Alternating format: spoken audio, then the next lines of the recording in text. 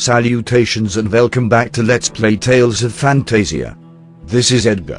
In the previous installment, a whole bunch of ninja shit happened, and you'll be pleased to hear that finally, there are 0 ninja on the screen. Or perhaps that's just what they want you to think. Anyway, we have completed the ninja side quest, but we do not get Susu in the party, because that feature does not exist in the SNES version. At any rate, we are now going to resume our quest to make a sword, and we will stop by Ari to begin. From Ari, you can purchase some question mark items from the weapon store. Purchase the question mark weapon that costs 100,000 gold, but only do this if you intend to tackle the next 2 dungeons in the same order as me. The question mark weapon will transform into an ice coffin. The ice coffin is a water elemental sword, as you really might expect, though it is only 2/3 the strength of the laser blade of Muramasa. The reason we just paid 100,000 gold for it is because the next place we are going has a boss that is immune to all elements save for water, and that rules both Muramasa and the laser blade out.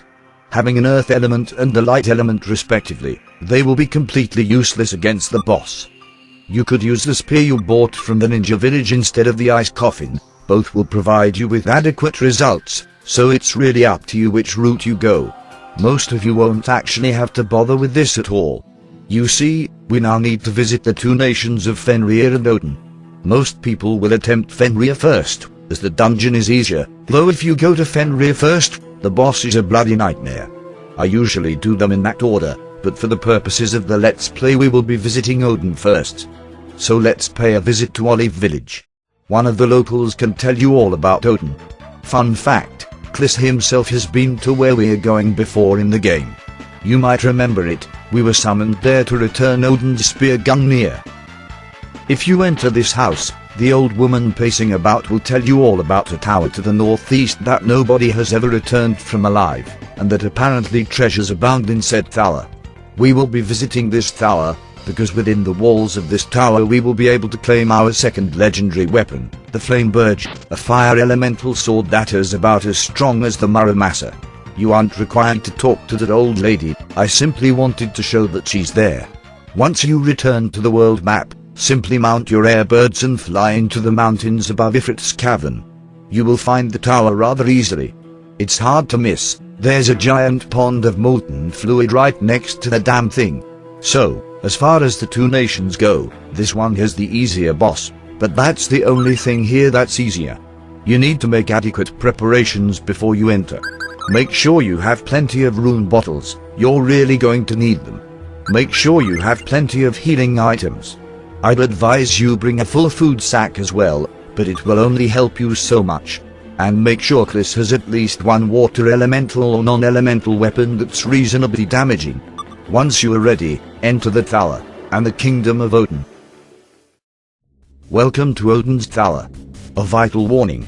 There is a reason that nobody has ever returned from this tower alive. The reason is the heat.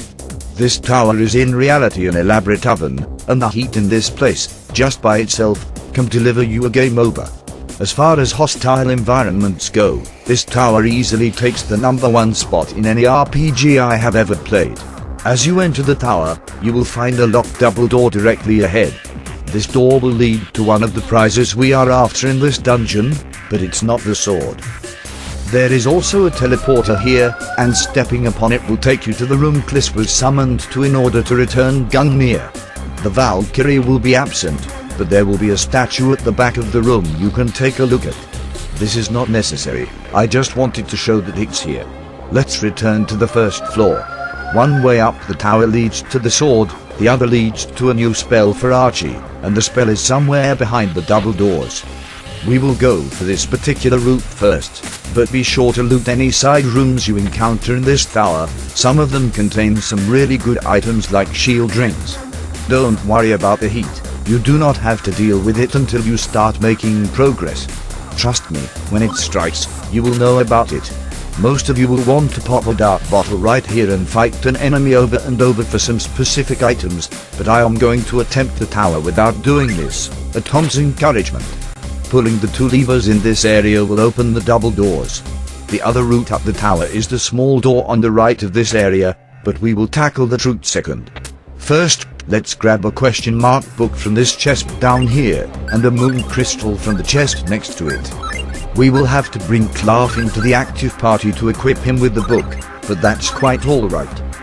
Go ahead and identify the question mark book with the rune bottle. It will transform into a seventh sun, a very powerful weapon for Clark. Equip him with it immediately. There is an equivalent book you can collect from the nation of Fenrir.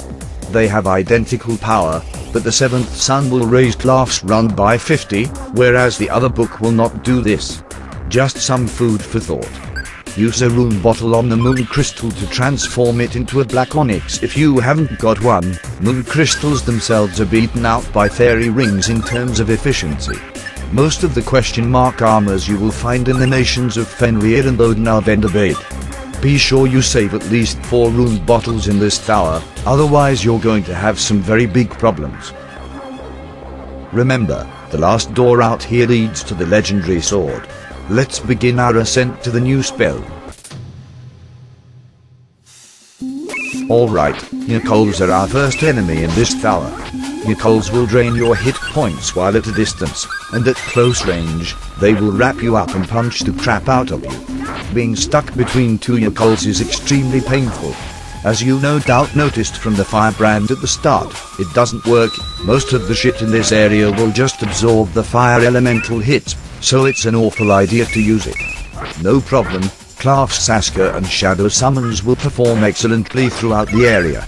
Your Coals also have the pain in the bum ability to paralyze you, so you might want to stick a body amulet on Klus to prevent this. That's 3 times in one bloody fight, so I think I will. Your Coals won't even drop gummies, the bloody pricks.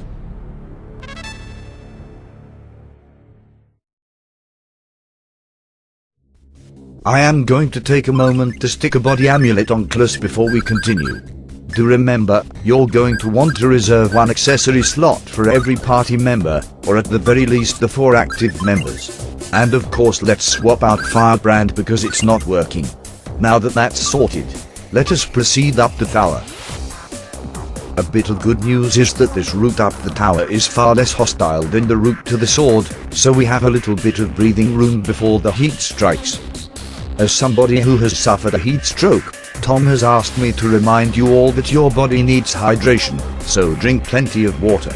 He described heat stroke to me as the closest thing to death he's ever experienced, and while I haven't had one myself... Oh shit, here it begins. Let's grab the chest and get the fuck out. Rooms like that, to put it simply, are far too hot for you to survive. They will ravage your characters really badly really fast. There is an accessory that can defend you from the heat, but we have not yet found any. I'll try for these chests, but I don't think I'll make it.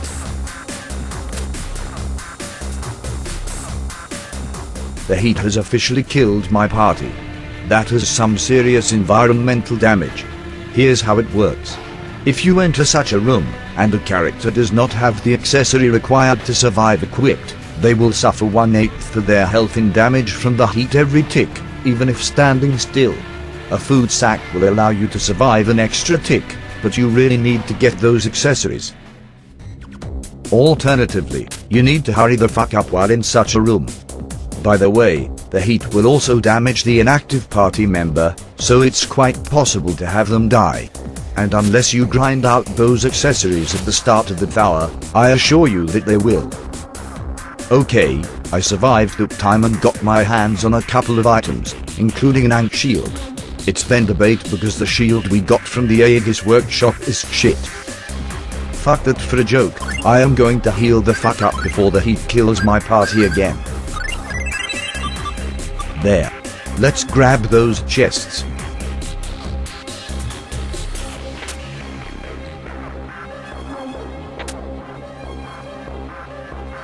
And out of the horrible heat. Good thing I remembered to bring food so I can survive an additional tick.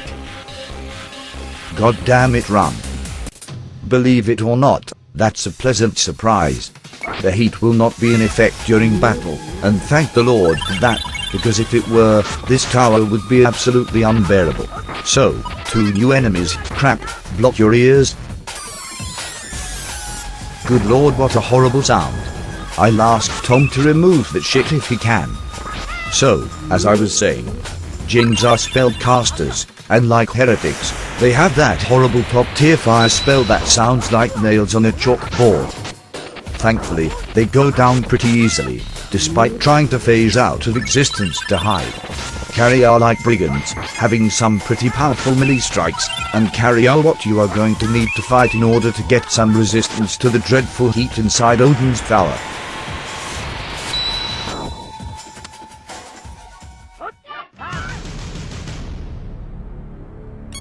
Salamander's rings are what we are looking for specifically, and only carry can drop the damn things. Forget the question mark bow, it's either a short bow or a flare spread, neither of which is better than Chester's elbow bow. So, the Salamander's ring. Salamander's rings will make the bearer completely immune to the cold, and subsequently all water spells in the process. That's the exact opposite of what we need, so use a rune bottle on it to swap its element. It will transform into a nymph's ring, and equipping a nymph's ring will not only make you immune to fire, it will allow the character to survive in this awful heat. The screen will still tick red, but they will not receive damage from the heat. Chris now has a nymph's ring equipped, and the heat will no longer destroy him, but we still need at least 3 for our active party members, and 1 extra if we want to be thorough and allow our inactive party member to survive. To the north of that heated room, you will find this area. It's worth your time to come here, because you can pick up a shield ring somewhere in this loop. I think this is it. Never mind then, it's a question mark helm. Some question mark helms will be useful, they will transform into star caps for your spellcasters. This one however will become a class only helm, and the one we have is better, so it's vendor bait. I'll show you its stats. Ever so slightly worse than what we have. Let's keep going, we want that shield ring.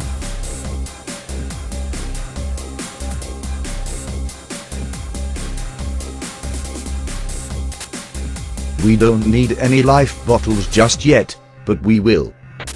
Excellent, we have located the shield ring.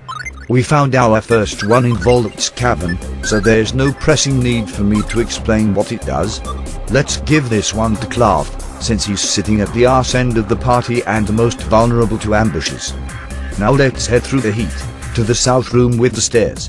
Brace yourselves for 300 degrees Celsius. I like to imagine it's some ridiculous temperature like that, because it kills the characters so damn quickly. And for those of you who use Fahrenheit, 300 Celsius would be 572 Fahrenheit. Like I said, it's an oven in here. Hell, it's probably far hotter than that, this tower is sitting inside an active volcano after all. You will find a few more intersections that look strangely like a uterus as you proceed this way. At the end of these is our prize, and luckily, no heat rooms are in the way.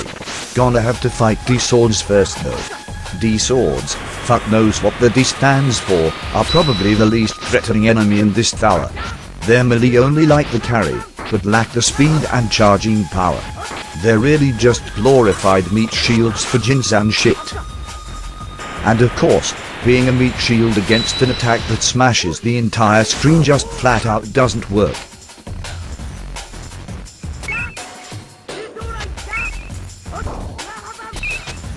Geez, this fucker can block. No problem, Shadow came in and shrugged his shoulders, and the Jinn died. I think Shadow has the strangest attack animation in the game hands down. Recover has a strange one as well. Recover is a spell Mint just learned. It will remove the nastier status effects like Paralyze and Petrify, and as a bonus, it can even be used outside of combat. Remedy bottles just became a whole lot less mandatory. Let's continue making our way to that spell.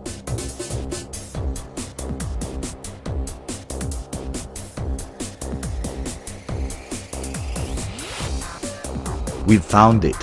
From this chest, our lovely pink-haired spell slinger Archie will learn the Explode spell. It's the same one the Jinns and Heretics use, and is the strongest fire spell in the game, so naturally, turn it the fuck off this instant, because not only will it heal the enemies in this tower, it will make the same horrible sound as a glorified fuck you double whammy from the development team. I'll give Clark a break. Archie can roll with the active party. Poor Archie got killed off by the heat while we were making our way to this spell. Let's revive her. I completely forgot that can happen. Sometimes, when you use a life bottle to resurrect a dead character outside of combat, they will be petrified, forcing you to either cast recover or use a remedy bottle on them. To be completely honest, I am not sure why that has to exist in the first place. Seems more like a massive inconvenience than anything. At least it absolutely cannot happen in the middle of combat. It also cannot happen with Mint's final spell, but more on that when we finally learn it. Now that we have the explode spell, we need to retrace our steps and return to the entrance of this horrible heated tower. If you are doing this dungeon second, you will have a superior spell for Archie to be casting, but in the case of my playthrough, Ice Wall will be her best ability in here. This is actually one of the reasons it's easier to visit Fenrir first, because even if you skip the explode spell, you have 2 full screen fire spells that are great in that dungeon, whereas if you come to Odin first, you have no full screen water element spells on Archie. You collect the ultimate water spell in Fenrir, and it can really wreck shit in this tower. No matter though, I am doing it in this order for fun. Mostly because I am not looking forward to the Fenrir boss. That guy is a serious cunt, and coming here for the Flamebird sword first will make him about 1,000,000 times easier on the party. And on the subject of the Flamebird, let us now proceed up the other route, which is a hell of a lot more heat to fuck up my party. The sign here will hint on how to survive the heat in this dungeon, but I have already explained how to go about that. So let's just take the reverse door from the chest and proceed to the west. One of the best things about random encounters in heat rooms is that Mint will take the opportunity to heal the ever-living fuck out of the party, provided she has the mana to do it.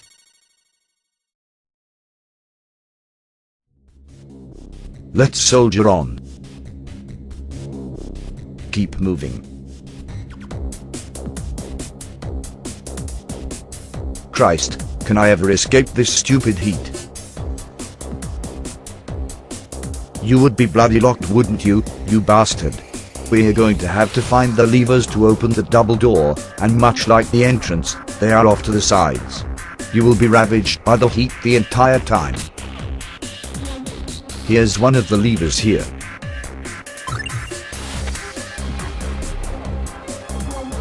For those wondering, the path leading south will lead to another heat room with absolutely nothing in it, so don't bother with it. Same thing here, it's a pointless room off to the south, so just hit the lever in the side room. There's a mental ring in that chest if you can be bothered to go and collect it.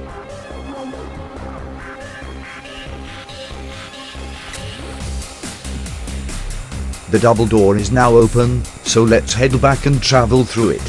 That should bring me out of this heat, and I'll take the opportunity to heal the party up.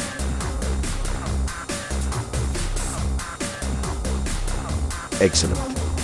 Oh fuck, please not an ambush. Jesus Christ, this is bad.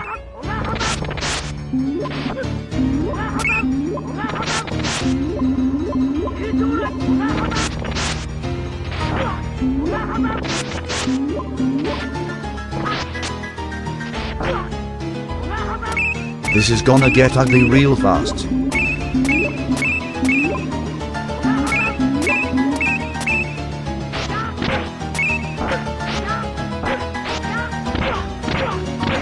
I have to use an elixir or I am dead.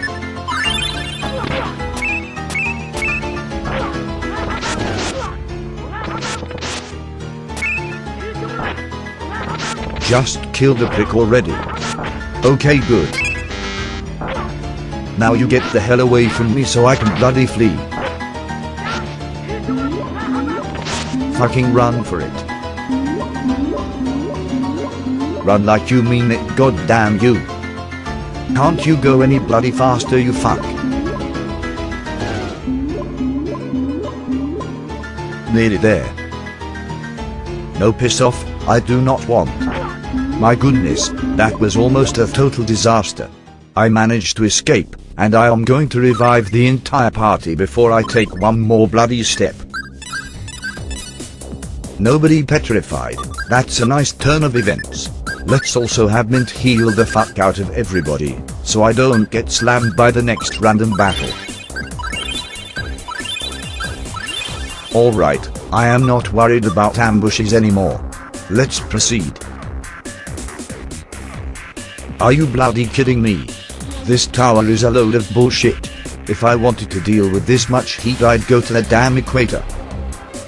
The sign here will harp on about Odin watching you, so nothing useful. Drag the statue here away from the door.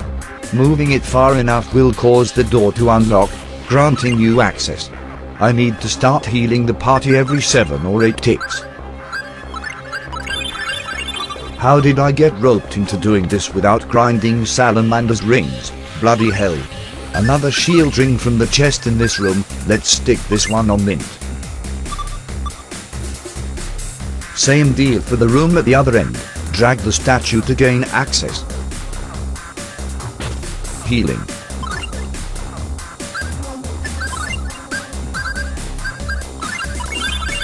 What a mammoth pain in the bum this is. A new piece of gear from this chest. Cute mittens and gloves for the girls, and if you read the description, they will keep your hands nice and warm. Because that's just what we need in a place like this heat-filled tower. Min can have this pair. We will get a pair for Archie in Fenrir. Head to the south for progression.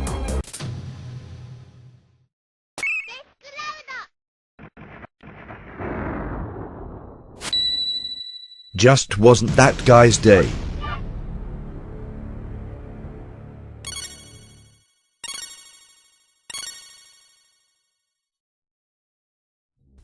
To the left of us is a room, and we have to move the 2 statues onto pressure plates to proceed. Healing. Out of curiosity, did anybody else notice that this statue looks like Archie's mum? Or was it just me? Move the statues onto the pressure plates. It doesn't matter which statue you place where. Healing.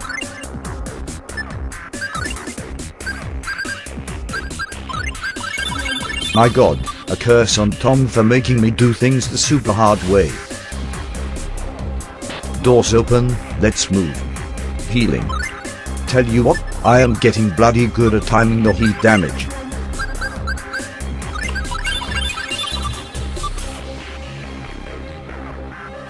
Okay, the good news is that we're almost at the boss. The bad news is that to reach the boss, we have to enter every room here and fight a preset group of enemies. Since these groups are all 4+ monsters, I am bringing Clark back into the active party. The poor bugger has died from the heat, of course, so we're going to have to revive him. Bugger. One moment while I heal up and prepare properly for the incoming fight.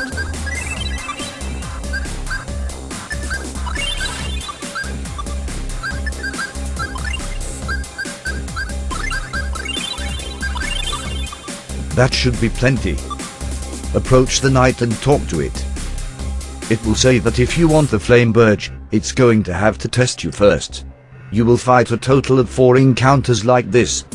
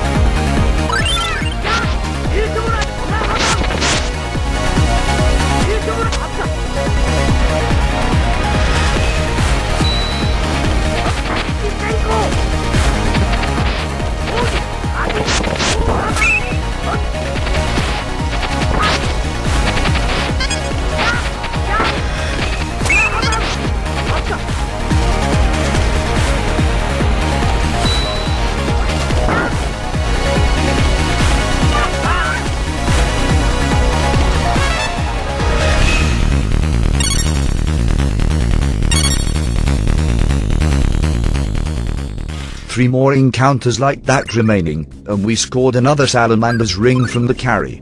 Let's rune bottle it into a nymph's ring, and give it to a mint immediately. You are aware that the nymph's ring makes you immune to fire spells, including explode, but you might have noticed that the last explode did 0 damage to Clav, and Clav hasn't got one. This is because the diamond ring is awesome and protects him from magic. Okay, Mint is now protected from the dreadful heat. Let's move, we have 3 more rooms like this one.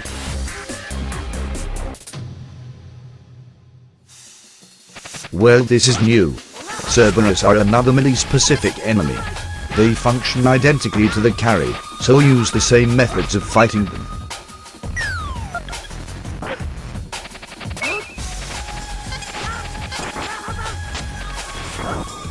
I'd rather fight carry, because carry can drop the Salamander's rings while Cerberus cannot.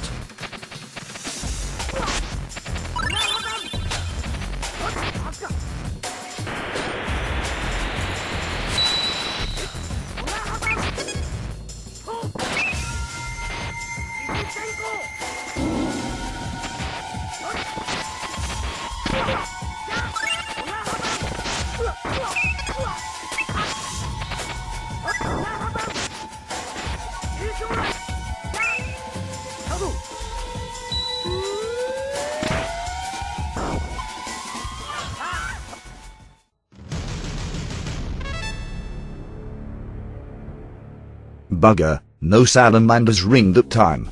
No matter. Talk to the knight to start the next mini-boss encounter.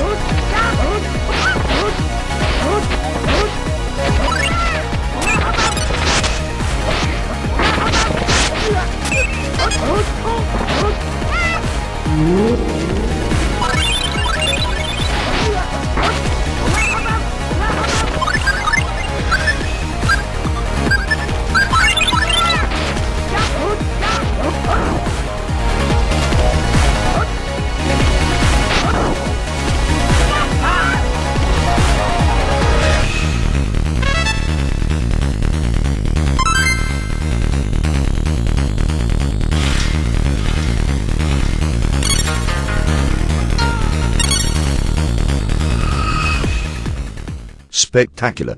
Not only did we get another Salamander's ring, which I am going to change to a nymph's ring and give to Chester, Klus has also learned the Focus More ability. Focus More is one of his best techs. It is 20 mana, which compared to regular Focus's 6 mana, is expensive in that regard. It's also far slower to activate, and he won't jump, so you can't use it as a fancy dodge. However, it will raise Klus's attack power to stupid levels when you use it successfully, causing him to hit over twice as hard as normal. It can be tough to use against certain enemies, because it takes a few seconds to work, unlike regular focus which is almost instant, so which you use is up to you. Observe its effect in this fight.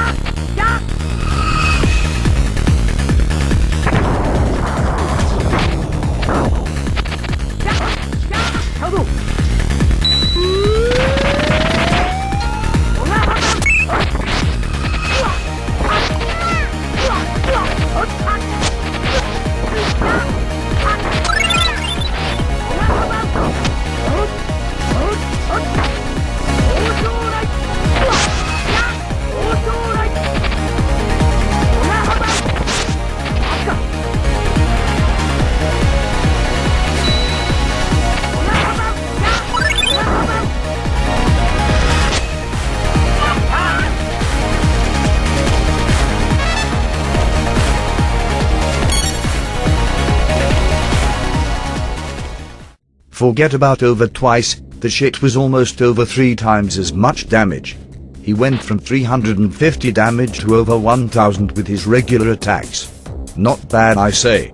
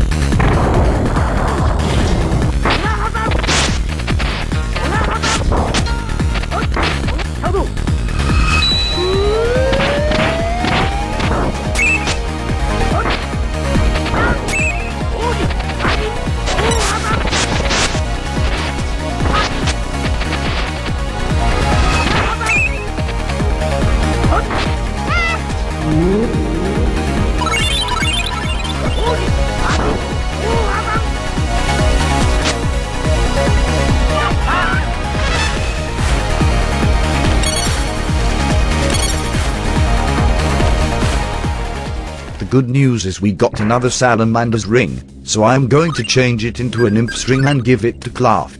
The better news is that that's all 4 mini-boss encounters complete.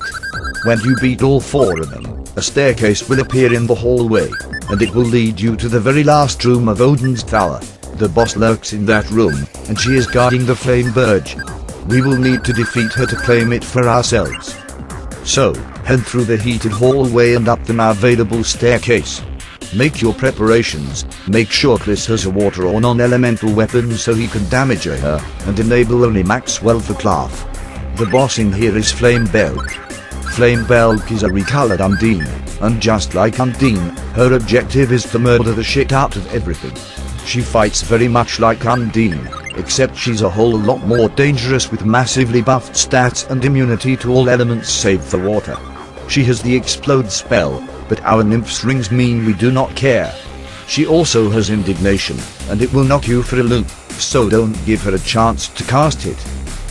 Clav and Chester are going to be your main attack force for this fight, so be sure to throw a cast of Valkyrie out to buff Chester's attack. As for Klest, keep the boss busy.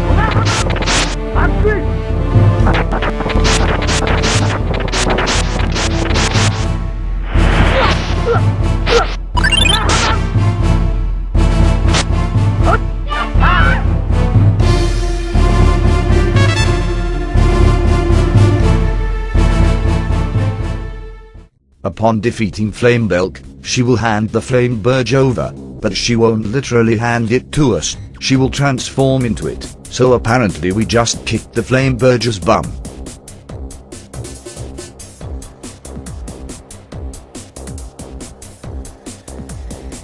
Two legendary weapons down, only one remaining. When you collect the Flame Burge, you will also gain a new tech for Chris.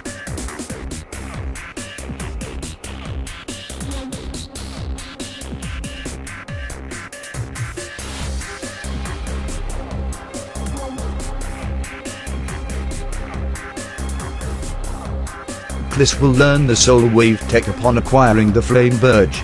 Soul Wave is one of the most powerful short-range techs in the game, if not the most powerful. It will make Kliss crouch down, surrounding him with blue sparkles, similar to how Gale Shield functions, but minus the startup time. Once Kliss charges the actual attack, he will send a wave forwards that can strike multiple times. As for the Flame Burge itself, it's about as strong as the Laser Blade and the Muramasa, but it's fire elemental, so it's absolutely worthless in our current location. However, because of its fire element, it will kick ass in Fenrir, and will make the boss there infinitely less stressful. Now, on the subject of Soul Wave, the tech we just learned on Kliss, I would encourage you to master this one as fast as you can, because you will receive 2 double arts that use it. You will receive these double arts for beating a later boss, and while one of them is mediocre for the mana cost, the other is Kliss's most expensive tech and is unquestionably the most powerful thing he can do. We will receive the other tech it needs when we beat the boss in Fenrir, and the Flame Burge we just collected is going to make that much easier. If you try to fight that boss without the Flame Burge, he's hands down the most challenging boss in the game. Even with the Flame Burge, he's a pain in the bum. To use the internet terminology, you can consider the Fenrir boss, that one boss. I am sure a bunch of you just cringed at the thought. That's that. We never have to go into that elaborate cookpot ever again. We got both the Explode spell for Archie and the Flame Burge for Kliss, so Odin has been beaten. Fenrir is next, but I will end this video here. This has been Edgar, and as always, thank you for your patronage. I am going to go take a very long and very cold shower.